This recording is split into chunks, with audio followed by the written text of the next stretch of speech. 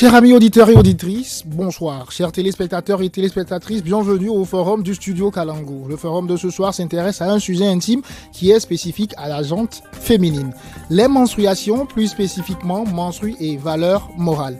Au Niger, parler de menstruation relève d'un vrai tabou dans une société nigérienne fidèle à ses valeurs religieuses et souvent trop conservateur.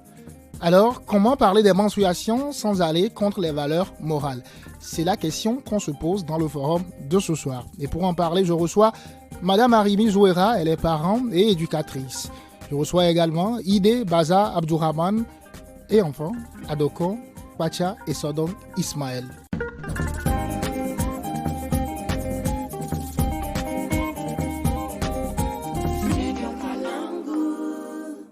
Avant de rentrer dans le vif du sujet, Monsieur Ismaël, je vais commencer par vous. Pourriez-vous nous dire aujourd'hui qu'est-ce que c'est que la menstruation sur le plan médical, sur le plan génétique, j'allais dire? Occasion que tu me donnes encore de revenir sur ce plateau pour parler de ce sujet. Donc, quand on parle de menstruation, c'est un phénomène physiologique qui se caractérise par des saignements dus à l'élimination de la muqueuse utérine qui normalement au cours du cycle menstruel s'hypertrophie. Donc, lorsqu'il n'y a pas de fécondation, cette muqueuse utérine chute et c'est ça qui sort sous forme de menstrues et qu'on voit sous forme de règles chez la femme. Et elle va de la période de la puberté à la ménopause. Alors, dans le français très simple, est-ce que vous pouvez nous expliquer cela? Parce que je comprends que c'est des termes vraiment médicaux, mais de façon très simple. Il y a certains qui parlent d'un déchet que la femme doit évacuer périodiquement. Concrètement, vraiment avec des mots simples, comment vous pouvez nous expliquer la menstruation? Donc, avec des mots simples, je dirais juste que c'est l'élimination par une ouverture naturelle qui est le vagin chez la femme, donc de certains éléments qui ne sont plus indispensables puisque dans la vie de la reproduction de la femme, l'hypertrophie de la muqueuse utérine prépare la femme à avoir une grossesse. Alors, lorsqu'il n'y a pas de grossesse, donc cette muqueuse qui s'est hypertrophiée doit chuter et c'est cette chute de cette muqueuse-là qui entraîne ces saignements. Donc, voilà. Et ça peut durer de combien de jours, petit rappel? En moyenne, ça fait 5 à 7 jours. Donc, et au max 12 à 14 jours. D'accord. Voilà. Alors, les parents, les enseignants sont au premier plan quand l'adolescente arrive à ce niveau. Donc, dans la croissance de l'adolescente, les parents, les enseignants et enseignantes ont un rôle important à jouer. Alors, madame, à quel âge peut-on parler de menstruation avec sa fille? Bonjour, cher Olivier. Et cher invité aussi. Bonjour. Bonjour, madame. Oui, donc le thème dont vous parlez aujourd'hui, vraiment, c'est un thème d'actualité. Vraiment, les menstruations, il faut en parler. En tant que parent, on peut attendre, par exemple, quand les seins, chez la fille, les seins commencent à pousser. Là, à ce moment, donc peut-être on peut commencer toutefois avec la jeune fille à lui parler. Mais bien avant, déjà, dans chaque maison, parfois, on peut avoir des sœurs aînées avant cette petite sœur. Donc, ce qui fait qu'elle est déjà préparée à ça. Donc, avec l'autre sœur, donc l'aînée. Donc, de là, en tant que parent, il faut parler donc des menstruations. Dès que les seins commencent à pousser, il faut en parler. Donc, il faut attendre. Là, c'est une période que tu es en train de passer. À un certain moment, donc, les règles vont commencer à venir. Voilà. Quand les règles vont commencer à venir, voilà ce qu'il faut. Voilà. En tout cas, les enfants sont préparés en avance. Mais certes, on peut avoir des cas où les enfants ne sont pas préparés à ça. Donc, certains, parce que les parents, en tout cas, s'absentent. Donc, à l'éducation sexuelle avec les enfants. Ce qui font que certains enfants apprennent ça dehors. Certains enfants encore, il faut au moment où ça leur arrive et ça devient. Parce que nous, autant si nous prenons, les parents, en tout cas, il n'y avait pas ça. Avec les parents, on ne parle pas de cela. C'est comme si c'est du tabou. La première fois que la jeune fille voit ses règles, là, elle va se cacher. Elle se cache, elle a en tout cas tout un calcul à faire, à dire, elle ne sait pas comment. Elle est un peu surprise, j'allais dire. En tout cas, surprise, en voyant le sang, qu'est-ce qu'elle va aller dire? Parce qu'on a tendance de dire, dès qu'on voit du sang, c'est là, veut dire que tu fais quelque chose avec les garçons, ceci, cela, donc, etc. Donc, la première des choses, il y a certains parents, au lieu de chercher, donc, ils vont, parce qu'il y a des parents aussi, dès qu'ils voient ça, ils vont commencer à dire, qu'est-ce qui s'est passé? Voilà. Au lieu de chercher à appeler l'enfant, très bien à l'orienter, lui dire voilà, il y a des enfants dès là déjà, ils ont peur, ils ont eu peur, donc de telle sorte qu'ils ne savent même pas comment expliquer cela, comment comprendre cela. Vous avez parlé d'orienter, on va encore un peu orienter ce débat. Oui. Maintenant que le décor est planté, nous allons avancer avec des chiffres. Okay, en 2020 au Niger, seulement 30% des filles ont entendu parler de menstruation avant leur première règle. C'est selon une étude soutenue par l'UNICEF, le Fonds des Nations Unies pour l'enfance au Niger. Baza, vous êtes acteur de la société civile, vous êtes responsable d'une association, une coalition d'associations. Aujourd'hui, quand vous écoutez ces chiffres, quelle lecture vous faites?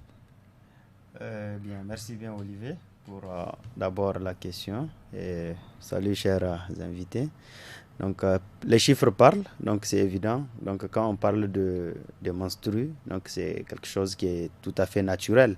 Donc on sait que au Niger, donc généralement, donc cette question, bien que aujourd'hui beaucoup des rideaux sont tombés, mais quand même la question reste encore tabou parce que d'un autre côté, donc les parents ont démissionné de leur rôle, donc qui est celle de pouvoir éduquer donc l'enfant, donc ou bien la jeune fille, donc en matière de menstruation. Donc aujourd'hui la majorité de ces jeunes filles, même, avec même les chiffres, vous avez dit 30%, avec les chiffres, donc on a vu la sous-représentation aujourd'hui donc de cette question-là, donc dans le tissu familial, donc comment les parents abordent cette question avec les jeunes filles. Donc la majorité des filles qui ont peut-être eu cette éducation, cette orientation avant leur première règle, l'ont eu généralement pour celles qui ont des grandes sœurs, qui ont déjà vécu ça. Donc peut-être les grandes sœurs ont vécu ça tout naturellement. Les parents ont démissionné, on ne leur a pas parlé. Donc c'est lorsqu'elles ont vu ça, c'est la panique, parce qu'on ne sait pas comment s'y prendre. Donc mais aujourd'hui, avec le temps, donc, les choses ont commencé à changer. Avec aujourd'hui la commercialisation des serviettes hygiéniques, tout ça là. Donc, on essaye aujourd'hui, en tant qu'acteur de la société civile, d'attirer l'attention des parents qui ont démissionné de leur rôle, de pouvoir le faire. Parce que certes, aujourd'hui, les acteurs sont en train de faire ce travail sur le terrain. Parce qu'aujourd'hui, que ce soit sur les réseaux sociaux ou bien à travers des campagnes donc de sensibilisation, on attire donc l'attention des jeunes filles, on les sensibilise sur qu'est-ce que les menstrues et comment avoir un bon comportement sur la gestion de l'hygiène menstruelle. Donc voilà en quelque sorte ce que est donc la réalité donc de cette question-là au Niger. Donc aujourd'hui les chiffres, j'allais dire que c'est vraiment trop peu si on voit, mais quand même des efforts sont en train d'être faits. Donc comme je l'ai dit, mais ça reste encore tabou. Mais j'allais dire les choses bougent mais timidement. Les choses bougent mais timidement, effectivement. Ce qui m'amène d'ailleurs à m'orienter vers vous, docteur Ismaël. Aujourd'hui, le corps de la jeune fille se prépare à la menstruation. Est-ce que, outre cette préparation du corps de la jeune fille, est-ce qu'il y a d'autres facteurs qui rentrent en jeu pour que la jeune fille soit prête pour la menstruation? Dieu, il a fait les choses de façon naturelle. Donc, et on grandit, et dans le processus naturel des choses, le corps de la femme, il est naturel, naturellement en train de grandir. Jusqu'à sa première grossesse, la femme n'est pas toujours mature parce qu'il y a certains organes qui attendent la première grossesse, voire l'accouchement pour pouvoir être mature. Donc, il y a certains facteurs qui peuvent accélérer la croissance chez certaines jeunes filles, parce qu'aujourd'hui, on arrive avec l'alimentation, le mode de vie, ce qui fait qu'il y a certaines filles qui voient plus tôt leurs règles. Mais de nature, la femme, tant que l'organisme n'est pas prêt, elle ne verra pas ses menstrues. Donc, s'il y a des facteurs hormonaux, des facteurs environnementaux, l'alimentation, bien d'autres choses qui entrent en jeu, qui viennent concourir à ce qu'elle soit plus prête tôt, alors dès qu'elle est prête, voilà, elle aura ses menstrues. Voilà. Merci beaucoup pour ces explications. Alors, je me tourne vers vous, Madame Arimi Zouera. Comment vous expliquez cette silence autour de la question des menstruations? Pourtant, c'est quelque chose de naturel, comme vient de l'expliquer Dr Ismaël. En tout cas, c'est quelque chose de naturel. C'est naturel parce que la fille, dès qu'elle rentre dans la puberté, parce que surtout maintenant, la puberté commence très tôt chez les jeunes filles. Ça commence très tôt. Je ne sais pas comment le dit le docteur. C'est compte tenu de l'alimentation, en tout cas OGM là que nous consommons partout dans nos alimentations. Se dit à ça et puis les enfants grandissent très vite, ce qui fait que déjà à l'âge de 10 ans, on peut trouver donc certaines filles qui vont commencer à avoir leurs règles. Voyez. Donc, ce qui fait il faut voir à partir de 9-10 ans, la jeune fille qui commence les règles, là, s'il n'y a pas de suivi, qu'est-ce qui va se passer? 9-10 ans, c'est une tranche que vous validez, docteur? C'est une tranche que je valide et on dit la mère la plus jeune au monde a 8 ans. Ok. Donc, je pense que 9-10 ans, c'est pas abusé. Alors, madame, on continue. Pourquoi il y a toujours cette loi du silence autour des menstruations? Non, cette loi de silence, vous savez, comme on le dit, il y a la religion qui est là. C'est surtout ça. Parce que maintenant, même avec ton propre enfant, parler de ça, en tout cas, c'est du tabou. Dès que tu commences à ça, c'est qu'on va directement, tu cherches à gâter cet enfant-là. Parce que nous, par exemple, moi, j'enseigne l'économie familiale dans les écoles. Donc, nous parlons de cela, de la sexualité. Mais parfois, on se trouve avec des parents qui portent plainte contre ça. Parce qu'ils disent, parfois, s'ils prennent le cahier d'un élève, ils vont voir comment nous parlons de la sexualité, des règles de ceci, tout ça. Là, il y a certains parents qui voient ça comme si nous sommes en train de pousser les enfants là à autre chose. Oui, allez-y. Donc, de pousser les enfants là à autre chose. Or, nous, dans le cadre, pourquoi cet enseignement? Parce que nous pensons que l'âge là, qu'on parle de ça avec à nos enfants ou pas, ces enfants-là en parlent. Entre eux, ils parlent de la sexualité. Surtout maintenant avec les téléphones. Autre chose. Donc, il faut en parler aux enfants. C'est mieux qu'entre eux qu'ils apprennent ça. Mais avec la bouche d'un éducateur, de quelqu'un un peu supérieur, donc ils vont apprendre plus. Donc, c'est mieux que leur propre découverte. D'accord. Vous voulez ajouter quelque chose? Je voulais ajouter quelque chose. Je pense que, en fait, c'est pas la religion qui nous l'interdit, mais c'est une mauvaise compréhension, en fait. Je me rappelle lorsque je faisais le cours du FIC avec mon oustaz, il nous parlait de ce sujet, mais certains le prenaient à la légère. Ils disaient, mais vous êtes tous des hommes et vous serez appelés à cette responsabilité. Et je pense que c'est une mauvaise compréhension de la religion qui fait que on pense qu'en parler, c'est préparer l'enfant. Au fait, notre problème dans notre société, c'est qu'on pense que en laissant l'enfant aller devant le fait accompli, il saura se gérer. Or, il faut préparer l'enfant. Moi, j'ai l'habitude de dire qu'il faut faire connaître à l'enfant le bien et le mal et le laisser avec sa conscience. Merci beaucoup. Alors, Baza, peut-on avoir accès facilement à une information sur la menstruation quand on est en ville ou en campagne? Parce que vous, si tu le permets, tu reviens de Dosso récemment pour une formation allant dans le même sens. Ce qui veut dire que vous rencontrez des jeunes, qu'ils soient en ville, qu'ils soient aussi dans les campagnes. Est-ce que le milieu conditionne un peu notre appréhension, notre compréhension des menstruations?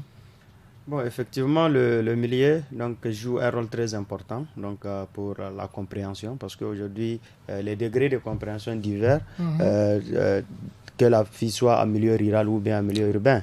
Parce qu'aujourd'hui, si une fille est dans le milieu rural, difficilement pour elle d'ailleurs, si ce n'est pas les parents qui en parlent ou bien avec ses soeurs, qu'elle ait une autre information. Parce qu'aujourd'hui, l'avènement des téléphones et de l'Internet, si en milieu rural, ça n'existe pas, la fille ne peut pas s'informer. Or, aujourd'hui, il y a beaucoup d'applications aujourd'hui qui sont mises sur les réseaux sociaux qui permettent à la fille de s'informer. Et effectivement, en tant qu'acteur de la société civile, on fait la dissémination de ces plateformes-là pour que les filles puissent avoir l'information au cas où les parents démissionnent de ces rôles-là, qui est celui d'éduquer leur enfant par rapport à ça. Et l'État du Niger aussi a beaucoup contribué à ça, parce qu'aujourd'hui, si on voit l'éducation à la santé de la reproduction des adolescents et jeunes, qui est aujourd'hui existant au secondaire, à travers les disciplines DFS, comme madame est enseignante DFS, et aussi géographie et SVT. Donc ces enseignants-là ont été formés sur l'éducation à la santé de la reproduction, et c'est incorporé dans leur module. Donc ils enseignent ça aux enfants à travers un paquet d'informations à donner à l'enfant en fonction du niveau de l'enfant. L'information qui est donnée à une fille qui est en 6e n'est pas la même chose qui est donnée à une fille qui est en 4e. On prend en compte ces paramètres-là d'âge pour rester dans le cadre de donner à l'enfant l'information qui convient à sa catégorie d'âge. Et de l'autre côté, c'est le droit à l'enfant d'être informé. Si aujourd'hui on laisse ces enfants-là à découvrir des choses dans la rue, on n'est pas sûr donc de l'information qu'ils sont en train de recevoir est la bonne. Donc il est du devoir des parents, mais aussi des acteurs donc, qui sont sur cette thématique de santé reproductive, de pouvoir informer les jeunes filles donc, pour les donner les vraies informations. Parce qu'aujourd'hui, on sait que la majorité sont en train de se ressourcer sur les réseaux sociaux, mais ça ne veut pas dire que ce que j'ai, c'est la bonne information. C'est pour cela que les éducateurs qu'elles sont, donc, sont mis en contribution à travers le programme de SRAG là au Niger.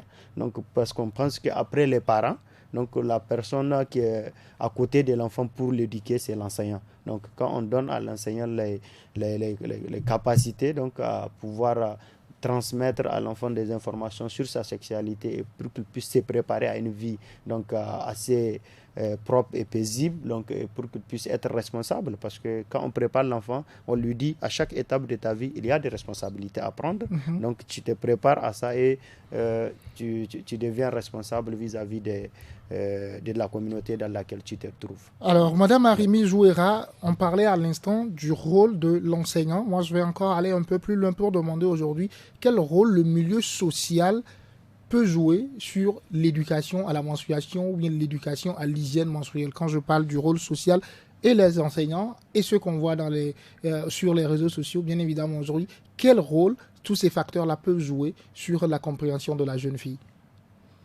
Bon, le rôle qu'il a à jouer, que ce soit sur le plan éducateur ou social, donc c'est toujours de parler de ça. De parler, de ne plus prendre ça comme étant un sujet tabou. Donc, que ce soit s'il y a une masse, il faut toujours parler de menstrues ou bien de dire voilà. Parce que dans l'éducation, si nous prenons les cas de la religion, dans les makarantas et autres, normalement, il y a des femmes, j'ai vu en tout cas à une makaranta là, j'ai vu il y a des femmes qui sensibilisent les jeunes femmes, surtout les jeunes filles, sur ce plan. Donc, le pas d'éducation, parce que la jeune fille, pour pouvoir suivre même la jeune fille, pour qu'elle soit, si on dit si elle est en bonne santé, elle est ceci, c'est les règles, en commençant par les règles. Parce que toi, une fille, une mère, tu ne suis pas la fille, tu ne sais même pas quand est-ce que ta fille a commencé à faire ses règles. Quand est-ce maintenant elle voit ses règles. Ce qui fait que la fille peut toutefois tomber enceinte sans le savoir, parce que tu n'as jamais suivi, en tant que mère, tu n'as jamais suivi ton enfant. Parce qu'aujourd'hui, nous pouvons trouver des femmes, des mamans à qui, si tu demandes aujourd'hui, ta fille là, quand est-ce qu'elle a commencé tes règles, il y a certaines mamans qui vont te dire, moi je n'ai jamais su que ma fille a commencé les règles. Donc vous voyez. Donc c'est des choses vraiment, une mère doit savoir quand est-ce que sa fille a commencé, mais quand est-ce même elle va revoir ses prochaines règles. C'est ça, si nous parlons du cycle menstruel. Il faut très bien connaître donc son cycle menstruel. Parce que je vis dans certains trucs des enfants, des filles, ils ont leur application dans leur portable. Tu vas voir que ça va leur même donner, ça va donner un signal pour dire que le jour des menstrues ou bien le jour de l'ovulation même. Donc vous voyez, tout ça, c'est très important. Donc ceux qui n'auront pas cette chance-là pour être sur les portables, c'est quelque chose qu'on devrait vraiment leur apprendre. Parce que les règles, c'est pas quelque chose d'un hasard. Parce que pour certaines filles, c'est un hasard. Si ça vient, tant mieux. Ça ne vient pas, je m'en fous. Non, c'est quelque chose qu'on devrait suivre. Parce que si ça vient, cela veut dire que tu es en bonne santé. Le nombre de jours et connaître aussi son cycle, c'est très important. Connaître son cycle. Le cycle, c'est savoir, donc, ça part donc du premier jour des règles jusqu'à la veille des prochaines règles. Donc ça, c'est très important de le connaître. Parce que le mois prochain, je vais savoir quand est-ce que j'aurai voir mes règles pour pouvoir me préparer. C'est ce qui amène certaines filles, ce qui amène à avoir certains complexes. Tu pars à l'école sans le savoir, sans te préparer, tu t'élèves et voilà, tu as le centre et tu es surprise. Donc, vous voyez. Donc, mais si tu arrives à connaître ton cycle, là, tu peux savoir d'ici quand est-ce que je vais revoir mes règles prochaines. Là, en ce moment, je vais me préparer, avoir donc mes cotons, tout ce qu'il faut dans mon sac. Donc, vous voyez. Mais si on prend ça comme étant un hasard, ça ne peut pas aller. Donc, c'est pour ça, ici, j'attire l'attention surtout des jeunes filles pour que chaque fille doit connaître son cycle menstruel. Dès qu'on commence à voir, donc j'ai dit chaque fois, je leur donne un exemple, de marquer la date. Le premier jour que tu as commencé à avoir tes règles, marque cette date. On va revenir sur ça, madame. Et surtout, je reprends vos mots, avoir ces règles, c'est pas du hasard. C'est pas du hasard. C'est quelque chose qui doit venir chaque mois. Oui. Et si ça ne vient pas, c'est qu'il y a un problème. C'est ça qu'il y a un problème, très bien. Selon plusieurs sources que j'ai consultées dans la préparation de ce forum, les normes sociales discriminatoires, les tabous culturels et religieux, la précarité et le manque d'information sont entre autres des raisons pour lesquelles les filles et les femmes sont en marge en matière de santé et d'hygiène menstruelle. pour vous aujourd'hui, présent sur ce plateau, quels pourraient être les autres facteurs qui freinent l'accès aux informations utiles pour les femmes et les filles, s'agissant notamment de leur hygiène menstruelle? Je commence par vous, docteur. Bon, pour ma part, je pense que, à part tout ce que tu viens de dire, je pense que les gens pensent, on dit souvent que en matière de santé, il n'y a pas de complexe, il n'y a pas de honte. Il faudrait qu'on arrive à incarner cela dans notre société. Parce que tu vois, un patient qui vient en consultation, il a honte de te dire ce qu'il a comme signe. Et ça, c'est vraiment... Je pense que il faut qu'on dépasse cette étape-là. Et si nous dépassons cette étape et que nous arrivons à pouvoir s'ouvrir au monde, je pense qu'on peut avoir facilement l'accès à l'information. Parce que qui ne pose pas de questions n'aura pas de réponse. Aujourd'hui, certains parents bloquent leurs enfants, empêchent la communication, même dans la maison. Je vois souvent certains parents même qui disent aux garçons, tu n'as pas le droit de t'approcher des filles de la maison. Mais un garçon, il peut facilement expliquer à sa sœur c'est quoi son cycle menstruel. Parce que souvent, il y a des liens qu'on n'arrive pas à séparer. Quand vous prenez dans la maison, quand vous regardez un garçon et une fille dans la maison, vous verrez qu'ils s'entendent beaucoup mieux qu'entre deux sœurs. Et c'est aux parents, c'est le devoir des parents d'arriver à mettre leurs enfants en confiance. Arriver à dire à leurs enfants que nous sommes là, nous sommes présents à toutes les étapes de votre vie. Quand vous avez besoin, approchez-vous. Et c'est comme ça qu'on doit penser et c'est comme ça les parents qui, généralement je dis, c'est peut-être les gens ne sont pas préparés à la responsabilité de parents. Puisque être parent, c'est quand même fort. Oui, être parent, c'est une lourde charge, c'est une responsabilité. Exactement. Même sur le plan religieux, quand on le prend, c'est une responsabilité à laquelle nous jouons, mais vraiment qui pèse lourd dans la balance. Parce que demain, quand on te posera la question, qu'est-ce que tu as laissé comme héritage? Tu seras le seul à répondre. Tu seras le seul à répondre à cette Super. question. Et nous, Voilà. tout ce qu'on peut faire, c'est de vous informer. Et je crois que c'est l'objet de ce forum de ce soir. Alors, Baza, tu as envie d'ajouter quelque chose à cette question? Oui, bon, effectivement, ce qu'il dit, ce n'est pas faux, c'est des stéréotypes. Il va falloir qu'on casse ces stéréotypes pour pouvoir donner donc, cette chance-là à la jeune fille aujourd'hui de pouvoir jouir de ses droits. Donc, parce que c'est un droit pour elle donc, d'être informée pour se préparer à cette vie-là. Parce qu'aujourd'hui, la majorité des jeunes filles, en tout cas ici au Niger, donc, ont découvert leurs premières règles là, naturellement. Ce n'est pas des parents qui les ont conseillés. Vous avez vu les chiffres alarmants donc, de l'UNICEF, 30%. Donc, c'est des chiffres alarmants qui nous montrent les degrés donc, de démission des parents dans cette responsabilité. Et aujourd'hui, la jeune fille qui n'est pas préparée donc aujourd'hui à accueillir sa première règle et aussi dans les mécanismes de gestion de cette règle-là, c'est facilement pour cette jeune fille-là de contracter des infections. Et quand il y a infection, il y a aujourd'hui d'énormes maladies qui se viennent. Donc c'est vraiment quelque chose, c'est des facteurs vraiment sur lesquels on doit jouer et qu'on doit casser ces mythes-là, donc de dire que c'est un sujet tabou. Je pense qu'il n'est plus tabou parce que c'est comme le docteur l'a dit, c'est du naturel.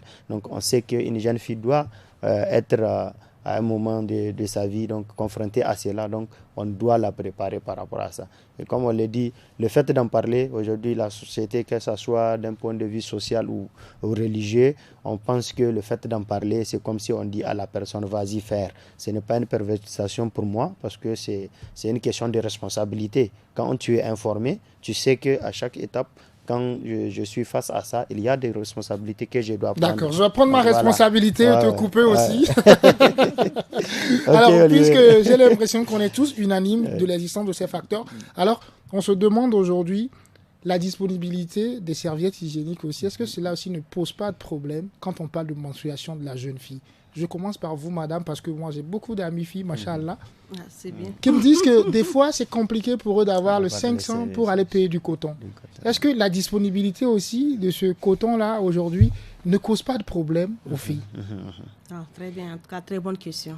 Parce que moi, pour les jeunes filles, chaque fois, je ne les conseille pas les serviettes hygiéniques là qu'elles veulent acheter. Parce que moi, je les dis, c'est parce qu'elles sont sales. Elles sont sales. Parce que si vraiment une femme, j'ai dit, le sang là qui sort de la femme, ce n'est pas de la saleté. C'est ce qui prouve qu'elle est en bonne santé. Maintenant, ça, là, nous, autant, c'était un mouchoir. Hein, c'était un mouchoir, un paille qu'on va prendre, on déchire et on te donne un morceau. On te donne donc 2-3 morceaux. Après les règles. Mais elles vont te dire que je ne suis pas à l'aise. Mais pourquoi pas, c'est la même chose.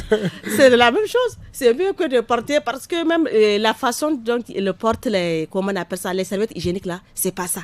Tu vas voir un élève qui part à l'école. Elle porte maintenant l'éponge là, une serviette. Elle peut passer 5 heures de temps sans pour autant changer cette serviette là. Mais c'est sale.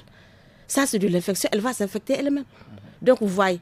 Donc, c'est ça. Il faut que les filles, en tout cas, savent comment utiliser ces genres de serviettes. C'est pas parce que c'est là, je m'en fous, parce que même les serviettes là, il faut voir dans de quelles conditions même elles sont exposées. On les vend. Hein? Chacun, tu vas voir comment ils ont les trucs là. Mais c'est pas bien. C'est pas n'importe quel point tu vas acheter. Mais si on n'a pas l'argent, on va se contenter avec ce qu'on a. Chercher une bonne serviette, un bon mouchoir, faire avec. Après, tu laves, tu pars, tu déposes. Mois prochain, encore, c'est comme ça. Nous, c'était avec ça que nos parents nous contrôlaient. Mais maintenant, comme il n'y a pas ça, l'enfant, il finit, il jette ça dans le vestiaire. C'est fini. Donc, on ne sait pas, la maman ne voit même pas de preuves. Hein? Elle ne voit pas de preuves si sa fille, elle a vu les règles ou bien elle ne l'a pas vu. Donc, voilà. Ah ouais, donc c'était aussi un outil de contrôle des parents. Oui, un outil de contrôle. Parce que nous, autant les parents nous surveillent, pas à pas. Parce qu'on va fouiller dans ton affaire ou bien on va te dire, ah, moi, je n'ai pas vu tel truc que je t'ai donné. Tu changes là même, on va te demander pourquoi tu as changé. Où est celui que je t'ai donné? Donc, vous voyez. Moi, malgré qu'on parle de ça, nous, autant, vraiment, les parents suivaient même ça plus que les parents. Et oui, ils suivaient ça à leur manière. Oui, à leur manière. Ouais, parce que tu vas savoir à quel moment, si la fille a des difficultés là-dessus, parce qu'il y a certaines filles, elles ne sont pas enceintes, mais elles peuvent faire 2 mois, 3 mois sans voir leurs règles. Vous voyez. Donc, ça, c'est quelque chose, donc il faut en parler. Dès que tu remarques que ta fille, elle n'a pas vu ses règles, et tu sais que ta fille, elle n'a rien fait, là, c'est d'aller vérifier, d'aller voir qu'est-ce qui ne va pas, ainsi de suite. Donc, c'est de ça qu'on peut y remédier à certains problèmes. Super. Mais sinon, si on n'en parle pas encore, c'est autre chose. Ce n'est pas forcément la grossesse qui m'empêche de ne pas avoir les règles. Donc, il y a certaines circonstances de la vie qui peuvent amener cela. Docteur, vous êtes la personne la mieux placée, je pense, qui peut justement rebondir à cette phrase de madame, mais on va le faire juste après le rappel des titres. Le forum de ce soir porte bien évidemment sur comment peut-on parler des menstruations sans aller contre les valeurs. Et je suis avec Madame Arimi Zouera, parent et éducatrice, Ide Baza Abdourahman, acteur de la société civile œuvrant dans le domaine, Adoko Bacha et Sodok Ismaël, est étudiant en médecine et présent sur ce plateau aujourd'hui pour nous éclairer sur ce que c'est sur le plan médical. Alors, nous étions en train de parler justement de l'absence des règles. Des fois, l'absence des règles n'est pas aussi synonyme de grossesse. Une petite parenthèse pour évoluer sur le thème de ce soir. Oui, l'absence de règles n'est pas forcément synonyme de grossesse parce qu'il y a des facteurs. Quand on parle du cycle menstruel, c'est un jeu hormonal. Moi, j'ai l'habitude de dire que le corps de l'homme, c'est vraiment un jeu d'hormones. Un jeu de certaines... Ces substances sont tellement infimes, sont tellement en petite quantité, mais ils ont tellement une valeur importante. Et un déficit en une hormone peut entraîner l'absence de règles. Et cela ne veut pas dire que cette fille est enceinte. Maintenant, il faut chercher à savoir c'est où le problème. Puisque quand on prend le cycle menstruel, il y a plusieurs organes. Il y a l'hypophyse qui est là, il y a les ovaires qui sont là, et il y a l'utérus. Les règles ne sont que la chute de la muqueuse utérine. Alors, si les ovaires ne jouent pas leur rôle, la muqueuse utérine ne va pas se développer, ça veut dire qu'il n'y aura pas de règles. Si l'hypophyse ne joue pas son rôle, ça veut dire que les ovaires ne joueront pas leur rôle et il n'y aura pas aussi de règles. Donc, il y a plusieurs facteurs et plusieurs maladies qui peuvent empêcher la présence des règles. Donc, je ne vais pas rentrer dans les détails parce que ce n'est pas le thème de ce soir. Merci beaucoup. Voilà. Et merci en tout cas d'avoir complété cette information sur la menstruation. Parce que le tout, ça fait partie du thème de ce soir. Baza, aujourd'hui, vous qui rencontrez les jeunes filles, vous qui leur parlez de jour comme de nuit, j'ai envie de dire aujourd'hui, est-ce que les filles ont cette information complète sur la menstruation comme on vient de la voir dans ce forum? Bon, effectivement, comme tu l'as dit, donc les acteurs de la société civile que nous sommes, donc je disais que je suis membre d'une coalition. Donc cette coalition, c'est une fêtière d'organisation qui œuvre dans le domaine de la santé reproductive et planification familiale. Donc, et ces organisations sont permanemment sur le terrain en train de faire leur rôle effectivement, donc de sensibilisation donc de cette couche-là de la population. Aujourd'hui, on parle de menstrues. Donc on part donc à la rencontre de ces jeunes filles pour qu'elles soient informées. Donc par rapport à la gestion, parce que le fait de voir ces règles est une autre chose, mais la manière dont la fille doit gérer aussi ces règles-là en est une autre. Donc il va falloir informer la jeune fille sur comment elle doit se préparer à accueillir d'abord ces premières règles et comment gérer maintenant. Donc c'est là que aussi les organisations de la société civile là jouent un rôle important dans la sensibilisation et l'orientation. Aujourd'hui, beaucoup de jeunes filles aujourd'hui sont informées de comment gérer donc leurs menstrues et d'autres organisations font même de l'offre de services parce que dans les établissements, ils font donc des dons, donc des serviettes hygiéniques. Aujourd'hui, on voit des serviettes hygiéniques lavables qu'on distribue à des jeunes filles donc, pour pallier effectivement à ce problème donc, d'économie parce que ce n'est pas toute jeune fille qui peut à chaque règle se procurer 500 ou 1000 francs pour acheter du coton hygiénique, mais à travers les serviettes hygiéniques lavables aujourd'hui qu'on met à la disposition de ces jeunes filles, donc on leur permet de savoir comment gérer ça et comment à chaque utilisation prendre soin. Donc on leur donne un paquet donc de minimum donc des services, donc les savons, donc les serviettes, afin qu'elles puissent bien préparer donc cette période-là de leur vie. Donc en tout cas, on va dire que la majorité, en tout cas aujourd'hui, des jeunes filles donc, ont l'information, que ce soit sur les réseaux sociaux ou bien sur le terrain, à travers donc les acteurs de la société civile qui sont en train de jouer leur rôle. Madame Marie Jouera, vous qui êtes d'une autre génération aussi, de notre génération, vous avez vu en tout cas le discours, la pédagogie, l'éducation sur la menstruation évoluer. Alors, selon vous, aujourd'hui, comment un parent peut aborder le sujet de la menstruation avec sa fille? Est-ce qu'il y a des techniques? Est-ce qu'il y a des approches pour le faire? Pour nos parents ou bien pour ceux et celles qui nous écoutent et qui hésitent toujours? Non, les approches, toujours, la jeune fille déjà, elle doit être amie à sa maman. Elle est une amie à sa maman parce qu'il faut qu'elle soit proche d'elle. Parce que c'est quand elle est toujours proche d'elle qu'elle peut écouter ou bien entendre ce que sa maman va dire. Parce que si elles ne sont pas côte à côte, là, il n'y a pas de dialogue.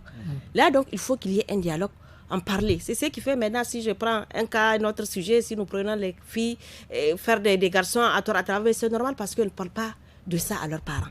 Donc c'est tout à fait normal ici, si nous commençons avec les menstruations, il faut que la maman prépare sa fille. Mais c'est aux parents de créer le dialogue. Oui, c'est aux parents de créer le dialogue parce que c'est aux parents de donner, en tout cas c'est comme un mot de passe.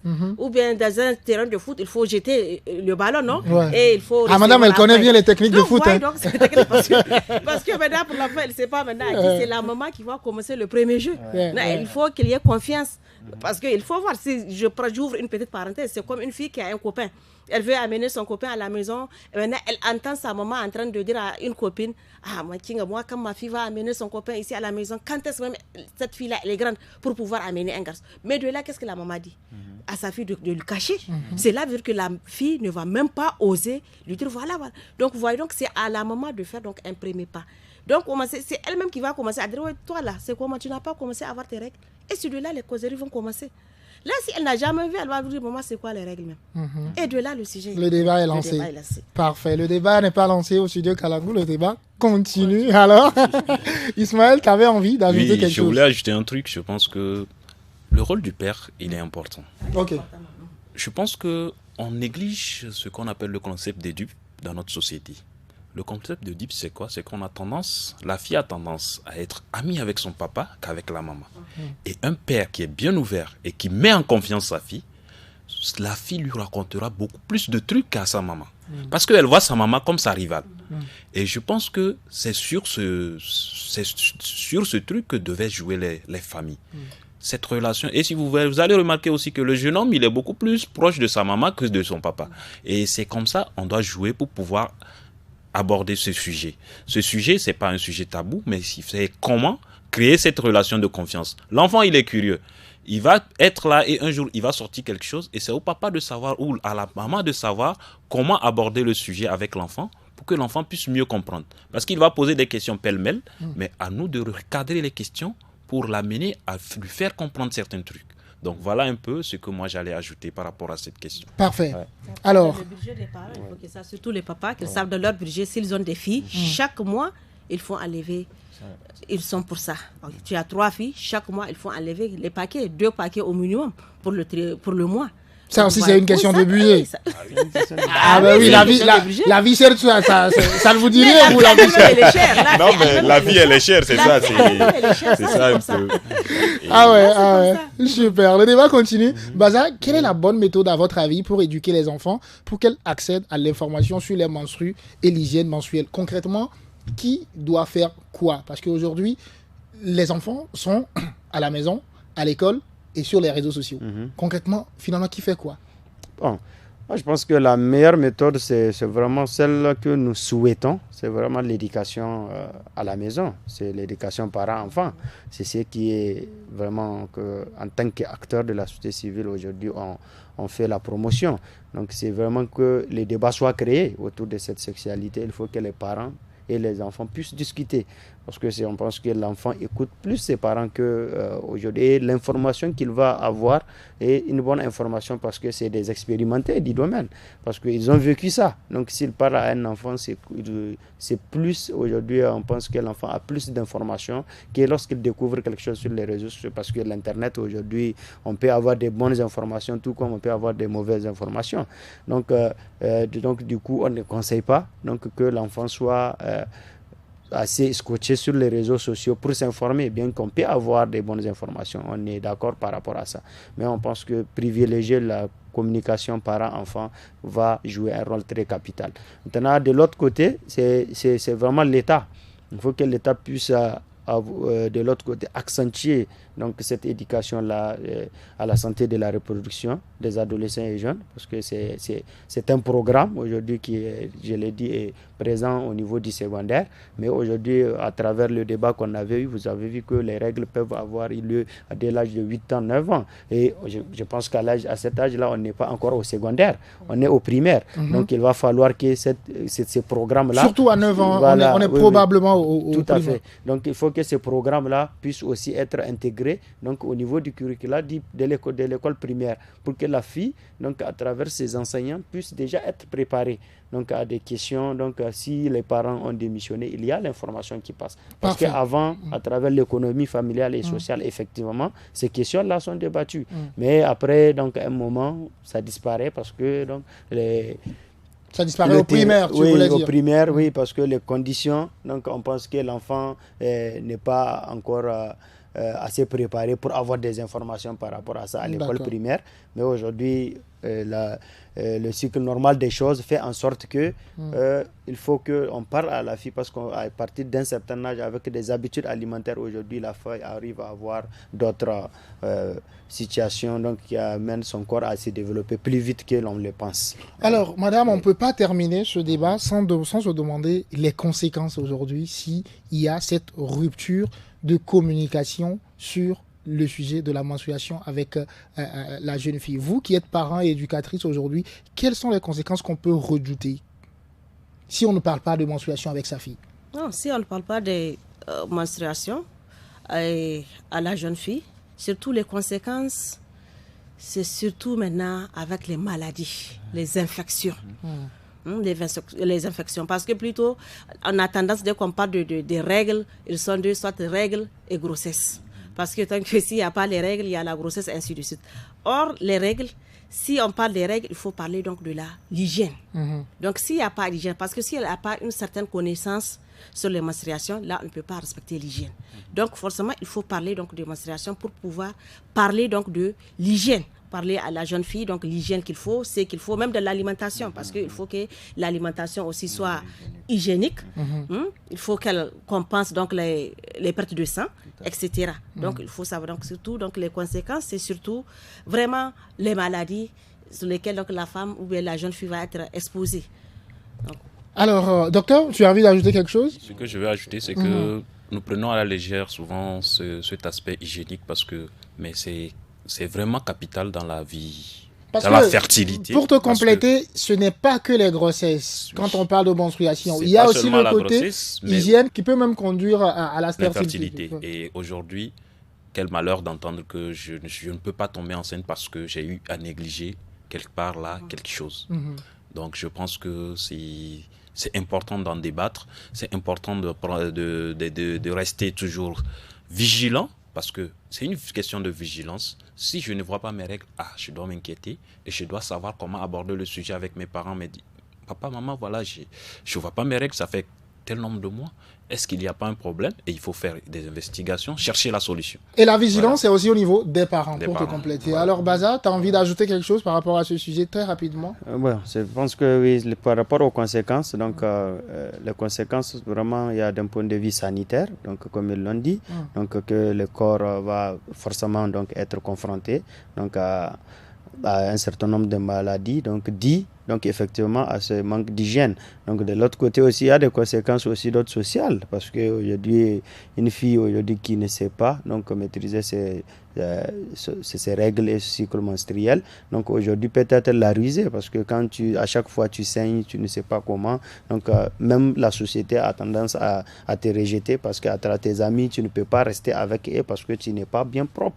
Donc dès que tu rentres, tu peux faire l'objet donc de certains rejets, donc par rapport aux personnes avec qui tu vis. D'accord. Alors, avant de nous quitter, pour celles qui par hasard écouteront cette émission, comment leur expliqueriez-vous, madame, cette question est principalement à vous, la manière dont il faut procéder pour être propre, prendre soin d'elle-même? Comme le dit Baza tout de suite aujourd'hui, tu deviens un peu la risée de tes camarades si on voit que toi, à ton niveau, tu ne réussis pas à gérer. Non, très bien. Ça aussi, ça revient toujours sur le cycle menstruel, sur la maîtrise du cycle menstruel. Donc, il faut que la fille arrive à connaître son cycle. Donc, de savoir quand est-ce que je vais voir mes règles, quand est-ce que je vais les revoir les mois prochains. Donc, comme ça, elle va être prête à recevoir les règles. Parce que c'est ça, ce qu'il vient de dire. Si la fille ne sait pas quand est-ce qu'elle va revoir ses règles, c'est un problème. Donc, les règles peuvent venir à tout moment. Surtout maintenant, il y a certaines circonstances, certains facteurs encore qui peuvent soit, comment on appelle ça, amener les règles plus tôt ou bien les retarder. Donc, surtout que ça soit, il y a l'émotion, il y a le voyage pour certains, il y a l'alimentation, donc il y a des stress, donc tout ça là. Donc, il faut tenir compte de ça. La dernière question de ce forum, avez-vous l'espoir qu'un jour viendra où les débats sur la menstruation seront vus d'un bon œil dans la société nigérienne? Avez-vous l'espoir qu'un jour on parlera de menstruation sans pour autant paraître vulgaire ou bien sans pour autant être taxé de quelqu'un qui veut venir déformer la société? Je commence par vous. Je pense que c'est possible. Il suffit juste qu'on accepte que les choses changent et qu'on doit aller à l'information. Puisque c'est une question de mentalité. Et si les mentalités changent, je pense que cela peut aller. Et je pense que cette question de menstru, elle a beaucoup de conséquences, même sur le plan religieux. Je pense que les parents négligent, mais je pense qu'ils ont une forte responsabilité parce que vous devez apprendre à la fille quand est-ce que je dois reprendre la prière, comment est-ce que je dois reprendre ma prière. Une femme qui vient de finir son cycle menstruel ne va pas se mettre à prier comme celle qui n'a pas vu son cycle. C'est pas la même chose. Et tout ça, je pense que on doit intégrer tout cela dans des programmes religieux, dans les programmes scolaires et aussi dans les programmes sociaux et sans oublier dans la famille. Merci beaucoup, Baza. Avez-vous espoir qu'un jour on parlera de menstruation sans pour autant paraître vulgaire? Effectivement, je pense qu'on a toujours l'espoir parce qu'en tant qu'acteur de la société civile, c'est notre rôle quotidien. Donc, parce qu'on pense qu'à travers le plaidoyer aujourd'hui qui est fait par les acteurs de la société civile, à travers donc, les activités aujourd'hui terrain que ces acteurs-là mènent, donc nous pensons que la question, donc aujourd'hui, les stéréotypes qui sont mis donc, autour de cette question sont en train d'être levés.